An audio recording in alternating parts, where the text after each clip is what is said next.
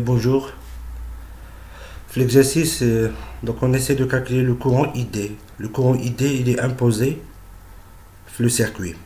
Le courant ID, il essaie de traverser la diode de l'anode vers le cathode.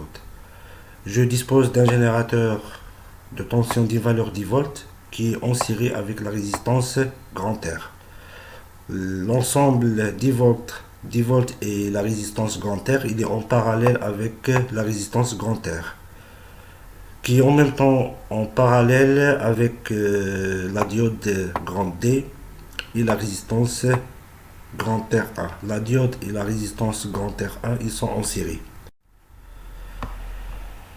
Donc, à le circuit d'ILI, j'essaie de calculer le courant ID avec les valeurs numériques de grand R qui est égal à 8 kg.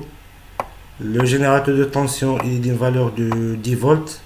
La résistance R1 est égale à 0,3 kΩ.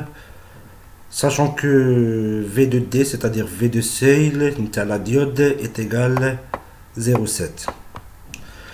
Donc il faut poser la question sur la nature de la diode. Est-ce que la diode elle est idéale ou la parfaite ou la réelle? Du fait que VD est égal à 0,7, je déduis que la diode elle est parfaite.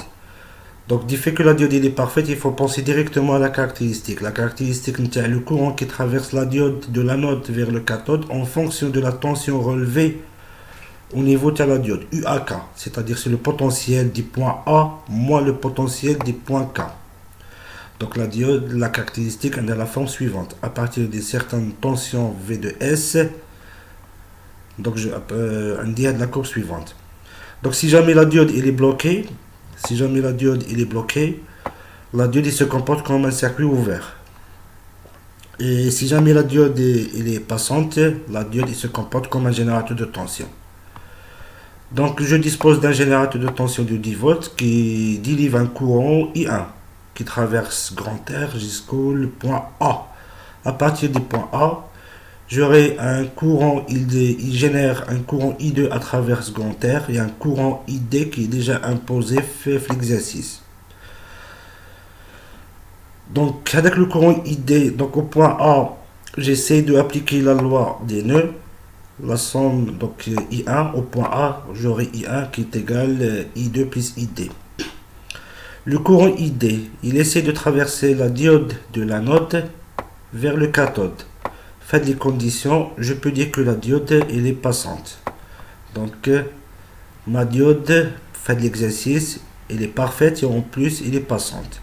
Du fait qu'elle est passante, je suis dans l'obligation de remplacer la diode par un générateur de tension des valeurs VS. Donc j'obtiens le circuit suivant. Donc je vais remplacer la diode par un générateur de tension des valeurs VS, la tension de seuil 0,7. Les données. Donc je peux utiliser Millman. La méthode la plus simple c'est Millman. Millman, il me permet de calculer la tension UAM. Donc je peux faire la tension UAM. La tension UAM, pour la première branche, ça va être 10 volts sur R. Plus, au niveau de la deuxième branche, c'est 0 volts plus sur R. Plus, au niveau de la troisième branche, il y a le 0,7 divisé par R1. Le tout divisé sur 1 sur R1, le 1 sur R, plus le 1 sur R. Faites des conditions, il est possible de faire l'application numérique. Une fois que j'arrive à calculer la tension UAM,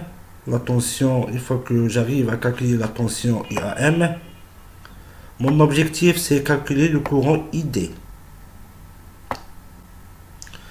Donc la tension UAM,